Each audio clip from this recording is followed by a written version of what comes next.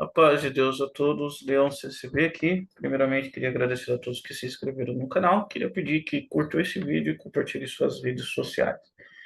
O foco do vídeo hoje é combater os céticos, né?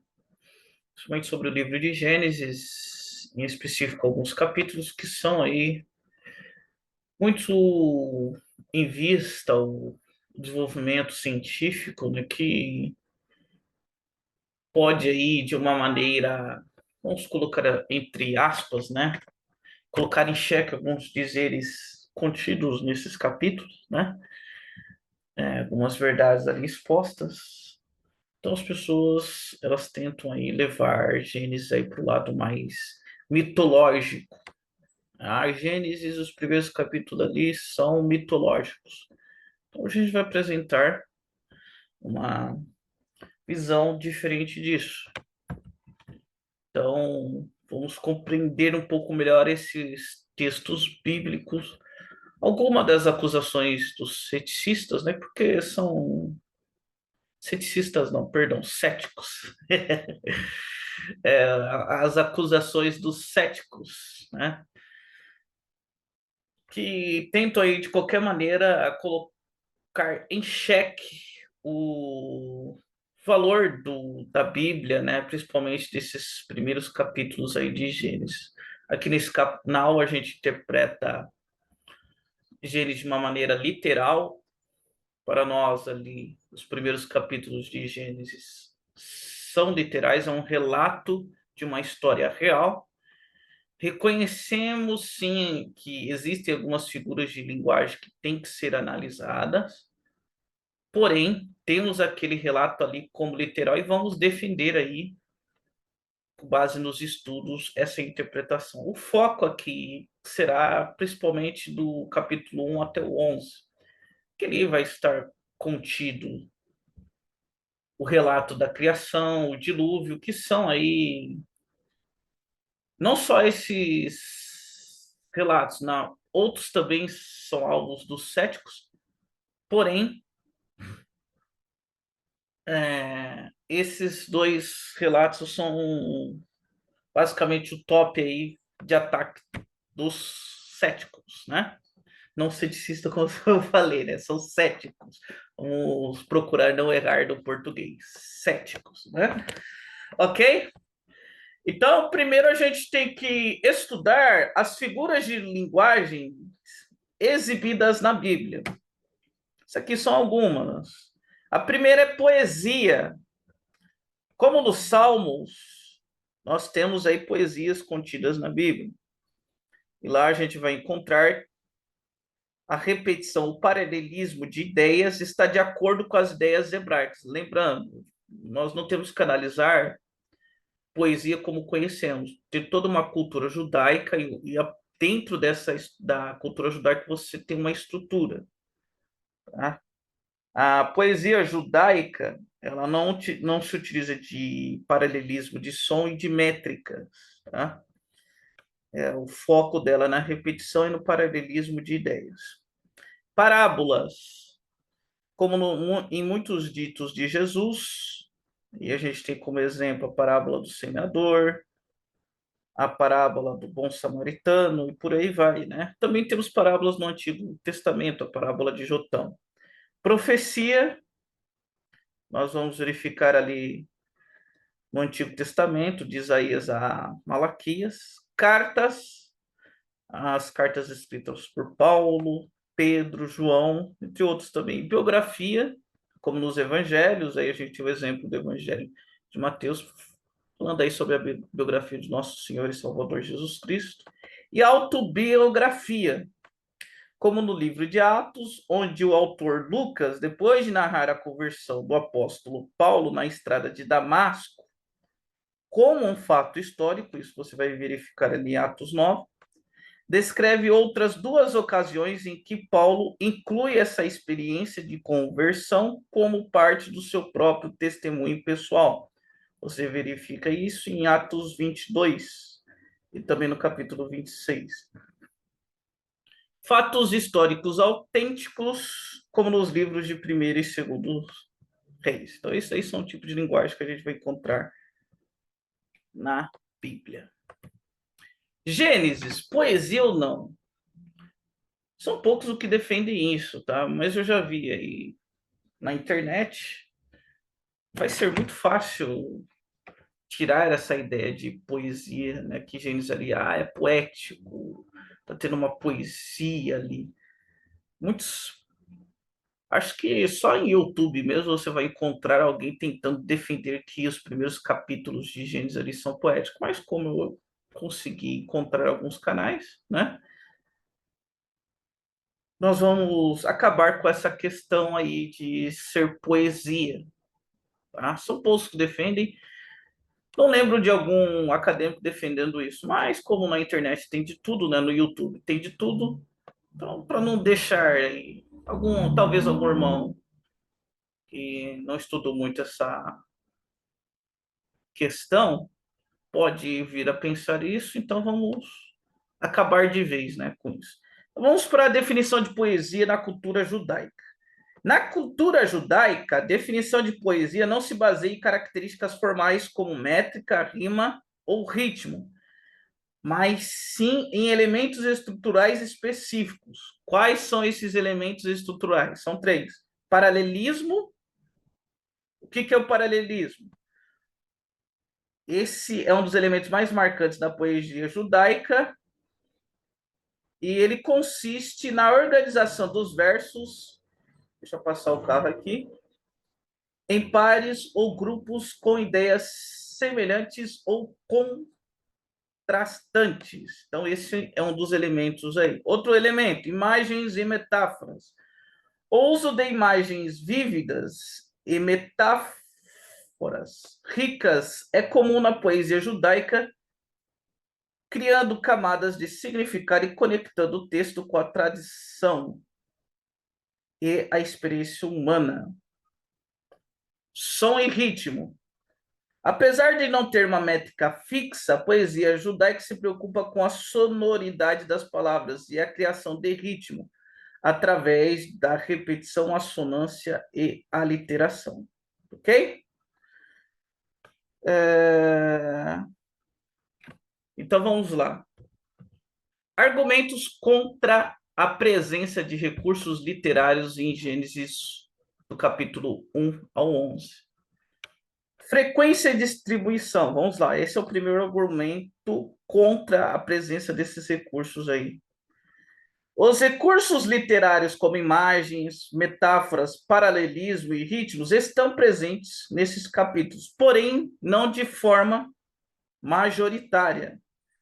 A maioria dos versículos apresenta uma linguagem simples e direta, sem o uso desses recursos. Quando presentes, esses recursos são utilizados de forma esporádica e não definem o estilo geral do texto. Então, vai aparecer ali, mas de maneira esporádica. Vamos para outro argumento contra essa ideia aí de Gênesis ser poesia, né? De ter basicamente toda essa estrutura aí presente em Gênesis. Função e significado.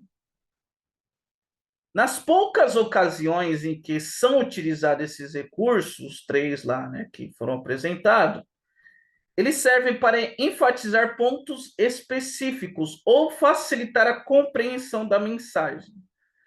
Não há um uso simbólico ou alegórico extenso que caracteriza o texto como um todo, como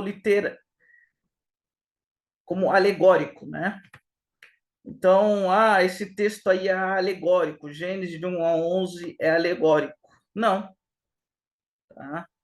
Somente algumas passagens ali, a gente pode discutir algum exemplo, alguns versículos, né, que vão apresentar ali uma certa alegoria, mas isso não é de uma forma majoritária contida nesses capítulos. Exemplos de versículos que ilustram a ausência majoritária de recursos literários. Bem, Gênesis capítulo 1, verso 3, Gênesis capítulo 1, verso 10 e Gênesis capítulo 2, verso 2. Ok? Então, Gênesis ser poesia está descartado aqui. Não são muitos que defendem isso, tá? Mais teoria da conspiração da internet, mas está rechaçado agora. Bem, o que mais se utiliza é esse daqui. Esse daqui já vai dar um pouquinho mais de trabalho, né? Esse realmente, grande parte da internet vai utilizar isso, né? A Gênesis é um mito. Inclusive, existem acadêmicos que defendem isso. Então, a gente precisa aí já de um pouquinho de mais estudo nessa parte, né? Então, quais argumentos que comprovam que Gênesis não tem características de um mito? Primeiro, a linguagem e estrutura desses capítulos. O primeiro tópico aí que a gente vai ver, diferença de linguagem. A linguagem dos primeiros capítulos de Gênesis é mais simples e direta do que a linguagem dos mitos antigos do Oriente Médio. Estrutura cronológica. Gênesis, do capítulo 1 ao 11, apresenta uma estrutura cronológica clara, com eventos narrados em sequência, enquanto os mitos, ao qual Gênesis normalmente é relacionado, a gente vai falar sobre eles daqui a pouco, né, os mitos sumérios, os mitos babilônios, esses mitos frequentemente apresentam uma estrutura cíclica ou atemporal. Falta de elementos míticos. Em Gênesis você não vai, né, encontrar elementos típicos de mito, como deuses antropomórficos, seres híbridos, monstros ou eventos mágicos. Vocês me desculpem, estou gravando aqui do lado da rua e você tem algumas criançadas gritando ali na rua, não sei por quê. Bem, deve ter algum motivo para elas estarem gritando ali. Ok?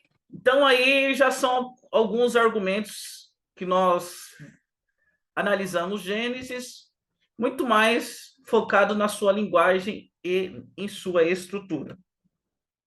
Agora vamos para outro argumento aí, baseado no contexto histórico e cultural. O autor de Gênesis, que acreditamos que foi Moisés, ele tem uma intenção didática. Ele pretendia transmitir uma mensagem factual e didática, e não uma obra literária complexa, como a gente verifica aí nos mitos os mitos sumérios e babilônicos. Agora, esses pontos são mais para os cristãos, ok? Os cristãos é que utilizam mais esses pontos. Aí eu já vou concordar com vocês que, por exemplo, acadêmicos não vão utilizar tanto esses pontos porque, né, eles só acreditam em algo que pode ser comprovado cientificamente, que é uma bobagem, né? Você estudar um livro de fé baseado em evidências científicas, né? Mas tudo bem, né? Evidências científicas do ponto de vista de comprovação. Ah, eu só posso acreditar naquilo que pode ser comprovado por um artefato arqueológico ou em algum registro histórico. É isso que tem dominado aí as teologias atuais, né? Você só vai acreditar naquilo que é comprovado de forma arqueológica ou de algum registro histórico. É uma bobagem, né? A Bíblia é um livro de fé. E para os cristãos, né, a fé é a base nossa. Né? Então, mas tudo bem. Mas vamos lá, testemunho bíblico.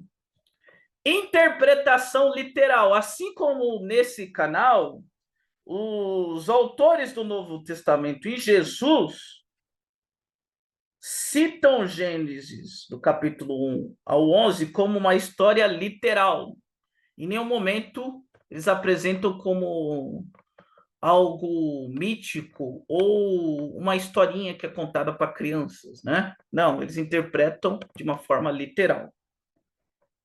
Aí é uma questão da análise das evidências científicas, aqui já é um dos argumentos um pouquinho mais sensíveis, eu concordo, tá? Porque a ciência ela muda a cada dia. Então eu vou colocar esse tópico um pouquinho entre aspas, depende da análise da pessoa. E lembrando, a ciência ela muda a cada dia, então a gente vai colocar esse tópico um pouquinho mais entre aspas, né? Compatibilidade com a ciência. Alguns cientistas, principalmente aqueles que são cristãos, acreditam que há evidências científicas que corroboram a história da criação em Gênesis, como a expansão do universo e a existência de fósseis, né? Você tem o Marcus Eblin, por exemplo, que é um cientista aí muito conhecido aí no YouTube que utiliza esses argumentos científicos. Também eu esqueci o outro cientista que utiliza bastante a questão da ciência para explicar, né, comprovar Gênesis, né? Eu acabei esquecendo também outro bem conhecido também aí na internet. Tá, mas eu coloco entre aspas, lembrando que a ciência ela muda a cada dia. Todo dia está tendo uma descoberta e renovando suas leis, tá? Então vamos colocar esse quarto tópico, quarto e último tópico, como entre aspas, ok? Diferenças que corroboram com o relato de Gênesis não se baseou nos mitos sumérios e babilônios. Então agora a gente vai atacar um pouquinho mais os principais aí assuntos. Deixa eu passar a moto. Na hora que eu começo a gravar, começa a passar moto, criança gritar, começa tudo. Mas vamos lá. Então, basicamente o que a gente encontra no YouTube é pessoas falando: ah, Gênesis é um mito, é um plágio dos mitos babilônicos. Ah, Gênesis é um plágio dos mitos sumérios. Então, aqui eles focam basicamente nas semelhanças, que ninguém nega que existem semelhanças. Então, eles se prendem às semelhanças e esquecem de toda a diferença, né? Se a gente for ver bem, Gênesis é um relato muito mais próximo de uma realidade. É claro, sim, tem eventos ali metafísicos, eventos sobrenaturais, porém, o relato de Gênesis é muito mais próximo de uma realidade, enquanto os mitos sumérios são muito mais elaborados, tem uma história muito mais ampla e tem toda uma questão de guerra entre deuses que é ausente em Gênesis, a gente vai ver aqui, né? Primeiro tópico aí, a gente vai aí pontuar as diferenças que os céticos simplesmente esquecem, né? Eles não querem lembrar disso. Eles vão focar só nas semelhanças. Vão esquecer das extensas diferenças. Na criação, Gênesis, Deus criou o universo e tudo nele em 6 dias, do nada, por sua palavra. Isso é o que a gente vai encontrar em Gênesis. Nos mitos sumérios, né, principalmente no Enuma Elish, né, o deus Anu, deus do céu, e que deusa da terra, cria um universo através de um processo de procriação. Quer dizer, é muito longe do que nós encontramos em Gênesis. Na Babilônia, os mitos babilônicos, né? Marduk, o deus da guerra, derrota a deusa Tiamat, então tem uma guerra, né, entre deuses, e usa seu corpo para criar o universo. Muito longe, né, do que a gente encontra em Gênesis. Então, essa é a primeira diferença aí que os céticos esquecem. Humanidade, como é que é esse relato da criação da humanidade? Em Gênesis, Deus cria Adão e Eva, a sua imagem e semelhança. Isso é um ponto muito interessante. Adão e Eva são imagens e semelhanças de Deus, com domínio sobre a terra. Então, os humanos, Adão e Eva, né, vão dominar a terra. E o mito específico lá dos mitos sumérios, o mito de Atrahasis, a humanidade é criada do barro. Olha só, semelhante. Deus criou o homem do barro, porém, não só do barro, tá? É barro misturado com sangue de um Deus sacrificado. Então tem um Deus sacrificado ali, ele pega o sangue daquele Deus ali, mistura com barro, e a humanidade, né, é criada aí a partir disso. Tem sim a semelhança com Gênesis? Tem, mas tem uma diferença enorme. Tem deuses, tá? Em Gênesis a gente tem um Deus só. No Enuma Elish, a humanidade é criada como escravo para servir os deuses. Uma visão totalmente diferente que a gente encontra em Gênesis. Ok? Queda do homem. Vamos ver como é relatado a queda do homem em Gênesis. Adão e Eva desobedecem a Deus ao comerem do fruto proibido e são expulsos do jardim do Éden. Mito de Atrahasis. A humanidade é culpada de superpopulação e de consumir muitos recursos. Você está comendo nossos recursos aí? Nós somos deuses, então vamos acabar com vocês aí. Né? Enuma Elish. A humanidade é culpada de fazer barulho demais e perturbar o sono de Marduk. Marduk queria tirar um sono lá, um deus que dorme, né? O nosso Deus não dorme nem tosqueneja. Marduk quer dormir, vai lá, né? E culpa a humanidade, né? Por fazer barulho demais. Né? Diferenças bem extensas, né? Em Gênesis tem toda uma questão, né? Por trás da queda do homem, enquanto nos mitos, né? Chega a ser até cômico. Sacrifício. Em Gênesis, Abel oferece um sacrifício de animais a Deus que o aceita. No mito de Atrahasis, os deuses exigem sacrifícios humanos para apaziguar sua ira. Sacrifícios humanos que estão ausentes na Bíblia, é muito criticado na Bíblia, ok? Enumelixo, os deuses se alimentam de carne humana sacrificada, deuses se alimentando aí. Então, muito diferente aí do que nós encontramos aí no relato de Gênesis.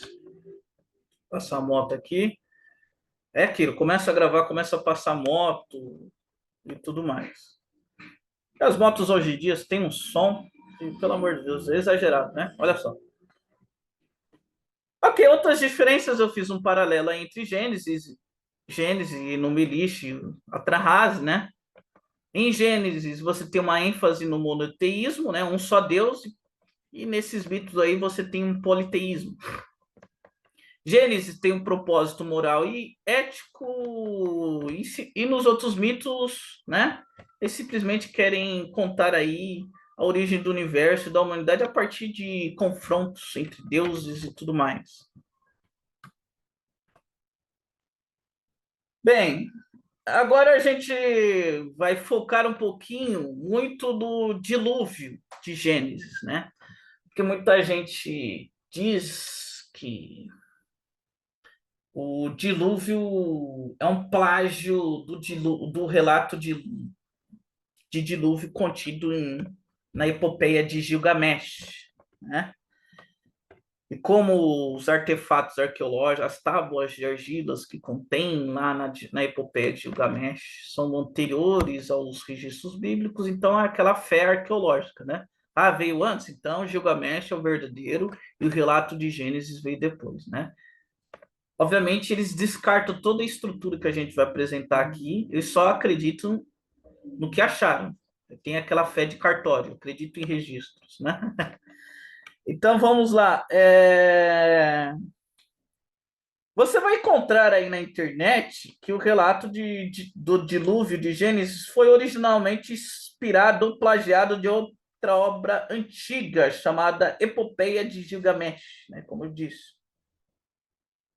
Sim, existem muitas semelhanças, né, com o que lemos em Gênesis. Ninguém aqui está criticando isso. Nós vamos encontrar tanto na epopeia de Gilgamesh como no relato de Gênesis o herói do dilúvio que constrói um navio para sobreviver à tempestade, pássaros livres, um sacrifício depois, né? Porém, né, o que os céticos, né, a partir dessas semelhanças, eles sugerem que o relato de Gênesis foi tirado do relato de Gilgamesh, ou que foi simplesmente o trabalho que os autores israelitas, que eles nunca comprovam, né? Nós temos ali o registro bíblico dizendo que foi Moisés, eles já acreditam que Moisés não existiu e que são autores, né? Mas também eles não conseguem provar que existiam autores, né? Que criaram o relato de Gênesis, né? No entanto, quando você se aprofunda nessa afirmação, descobre que os estudiosos observam que a alegação direta de plágio é improvável e a verdade é mais complicada. O épico de Gilgamesh é muito diferente de Gênesis de várias maneiras. Primeiro, não é relato de origem ou criação. Gilgamesh, por outro lado, é um épico que segue as aventuras do rei de Uruk. Eu vou fazer um pequeno resumo aqui da obra de Gilgamesh, que se chama Gilgamesh. E o épico é dividido em 12 tabuletas. O resumo é que Gilgamesh era um rei que era odiado por seu povo. Então os deuses criaram um homem selvagem chamado Enkidu para distraí-lo. Enkidu e Gilgamesh tornam-se amigos e partem em aventuras juntas. Eu já estou contando um pouquinho aqui, eu já deixo eu andar aqui um pouco.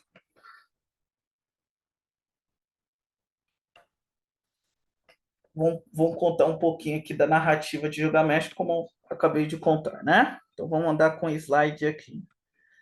Então vamos continuar aí. Então os deuses eles ficam zangados aí com Gilgamesh, com Enkidu e sentenciam Enkidu à morte.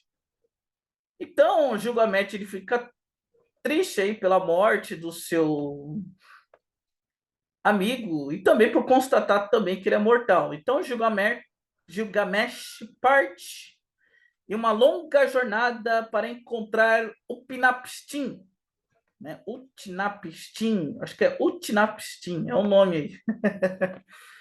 É o nome aí do personagem aí na epopeia de Gilgamesh. Utnapishtim, né? Que é imortal, para perguntar-lhe como ele pode ganhar a imortalidade para si mesmo. Utnapishtim diz a Gilgamesh que ele não pode conseguir isso, mas que existe uma planta no fundo do mar que pode rejuvenescer o corpo. Gilgamesh consegue pegar esta planta, mas no caminho de volta para Uruk, ele para tomar um banho e a cobra rouba a planta. Olha só, tem cobra roubando a imortalidade. Aí pronto, os céticos vão à loucura, né? Então assim termina aí o Gilgamesh aceitando que a sua vida mortal e por aí vai, né? Então, o que a gente pode constatar, né? Que todo o relato não é parecido com Gênesis, tem uma diferença grande, né? Mas, né, quando Gilgamesh ele visita o Utnapishtim, ele fica sabendo do dilúvio, aí pronto, né? Tem cobra, tem busca por imortalidade, tem dilúvio, as pessoas falando, opa, opa, opa, opa, opa, opa, né? Bem, ninguém está dizendo aqui que não existem, né, conexões entre essa versão de Gilgamesh, né, e Gênesis. Mas o que os céticos não dizem, né, e eles não vão falar, eles só vão focar simplesmente nessas semelhanças, é que não há nenhuma evidência de empréstimo literário direto, como, por exemplo, o empréstimo de vocábulo, estilo ou de forma. Então, você não consegue, através, né, da análise dos vocábulos presentes em Gênesis, você constatar que tem conexões aí com essas epopeias aí. Epopeia de Gilgamesh. Vamos ver aqui. Então vamos analisar aqui algumas diferenças, né?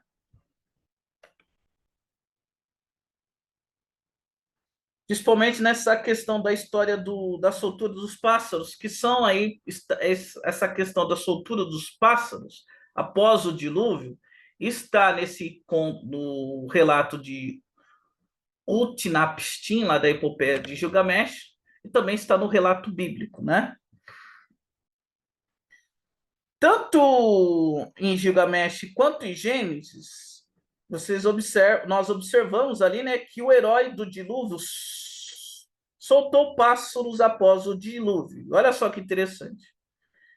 Em Gilgamesh, a ordem é uma pomba, uma andorinha e depois um corvo, sendo este último o maior dos três pássaros. Então, ó, fica focado nessa questão. Em Gilgamesh, a ordem é uma pomba, uma andorinha e depois um corvo. Em Gênesis 8, o comando é um corvo. Então, uma pomba é soltada 3 vezes. Bem, qual que é a análise que a gente faz aí da ordem da soltura dos pássaros, tanto em Gilgamesh quanto em Gênesis 8? Que a ordem de soltura presente em Gênesis faz mais sentido prático para fiscalizar a retirada das águas do dilúvio. Ao contrário dos pombos, que retornarão após serem soltos, o uso de um corvo para marinheiros é baseado em sua linha de voo. Ao perceber a direção que ele escolhe, o marinheiro pode determinar onde está a terra. A estratégia mais sensata é soltar um corvo primeiro, então usar, né, os outros pássaros para determinar a profundidade da água e a probabilidade de um lugar para pousar. Então, o corvo, ele vai onde tem carniça, onde tem bastante comida disponível. Então, se tem carniça, opa, pode ter ali áreas secas. Então, você depois libera o pombo. Por quê? O pombo ele tem uma capacidade limitada de voo. Portanto, eles são usados pelos navegadores para determinar a localização dos locais de pouso. Enquanto eles retornarem, não haverá pouso a curta distância. O pombo, né?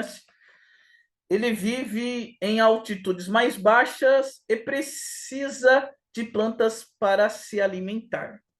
Então, é pombo, tá? Se eu falei polvo, me desculpa. É pombo, tá bom? Então, Noé soltou primeiro um corvo e depois uma pomba.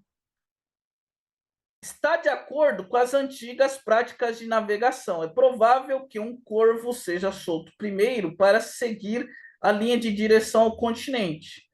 Como ele não voltou, isso indica que ele pode ter encontrado um lugar para descansar, além da linha de visão, significando que as águas do dilúvio estavam recuando. A pomba, que é uma ave menor, teria sido solta em seguida para determinar outras massas de terra que estavam próximas, que não foi imediatamente indicado. O pombo foi solto novamente até retornar, indicando que finalmente havia terra seca suficiente. Então, em resumo aí, tudo que a gente falou, a soltura dos pombos faz mais sentido no relato de Gênesis. Tá? Porque um marinheiro da época utilizaria essa mesma estratégia. Enquanto no relato de Gilgamesh não faz muito sentido você soltar primeiro a pomba, a andorinha e depois um corvo. Tá? Então fica mais fantasioso o relato de Gilgamesh, enquanto o de Gênesis é mais próximo do real. Outro ponto a favor aí, tá? As dimensões da arca, né, de Gilgamesh e a de Gênesis. A gente pode fazer um comparativo. Olha só. As dimensões da arca de Gilgamesh indicam que teria 120 por 120 por 120 côvados em 6 decks e 7 andares, significando que provavelmente se assemelhava a um cubo gigante. Um cubo gigante dificilmente iria flutuar. Então, basicamente, parece que já fizeram uma réplica disso e não flutua, tá? Então, ele não iria flutuar, o que parece ser inteiramente mítico. Agora, as dimensões da Arca e Gênesis têm uma fórmula idealizada, né? Porém, essas proporções, elas se baseiam em um navio real que flutuou e poderia resistir às tempestades. Inclusive, tem uma réplica num país europeu, acho que é na Holanda, da arca, uma réplica real, de acordo com as dimensões contidas na Bíblia, da, da arca de Noé. Né? Tem uma réplica, depois eu vou fazer um stories disso, eu vou procurar, está na Holanda. E constata-se que aquela arca poderia flutuar e sim resistir às tempestades. Então, ou seja, no épico aí de Gilgamesh, né, você tem um cubo que não flutua, que está bem fora da realidade, enquanto no relato de Gênesis você tem uma arca totalmente real e possível de se flutuar.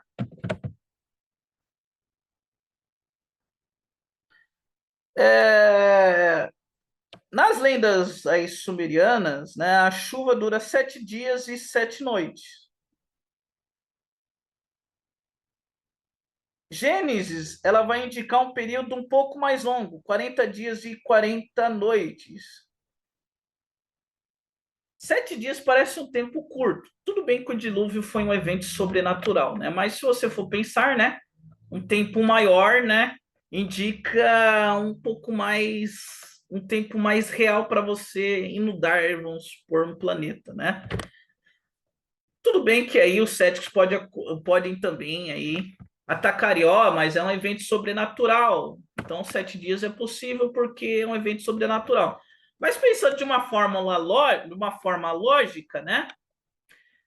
Um tempo maior, normalmente, né, vai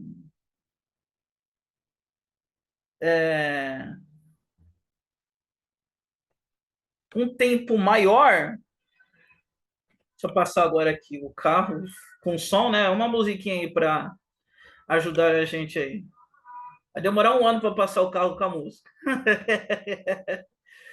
Mas um tempo maior parece muito mais lógico, né? Dentro desse evento metafísico, né? Para você inundar um planeta, né? Mas esse já é um ponto um pouquinho que pode gerar divergências aí. Então, qual é a conclusão que a gente chega aí, né? A ausência de conexões literárias diretas entre Gilgamesh e Gênesis, né? O relato de Gênesis é muito mais simples e realista. A gente viu que a questão lá do soltura dos animais, das dimensões da arca, né?